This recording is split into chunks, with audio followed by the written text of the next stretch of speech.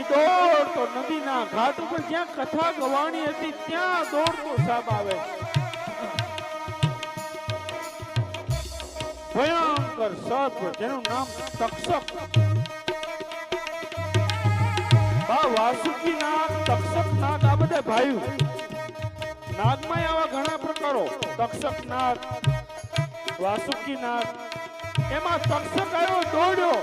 હવે સુખદેવ રહ્યા નથી અને પરીક્ષિત ગંગાના કિનારે બરાબર આમ આંખો બંધ કરી અને ગંગાજીની સામે નજર રાખી અને જે કથાનું રસપાન કર્યું તો એને વાગોળે.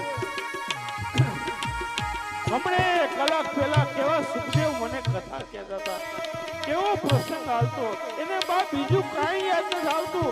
અંતિમ સમયે માત્ર ને માત્ર કૃષ્ણ પરમાત્માનું ચરિત્ર એની નજરની સામે દેખાય અને આમથી વિશાળ કાંઈ દોડતો સર્પ આવી નજર માણસનું એક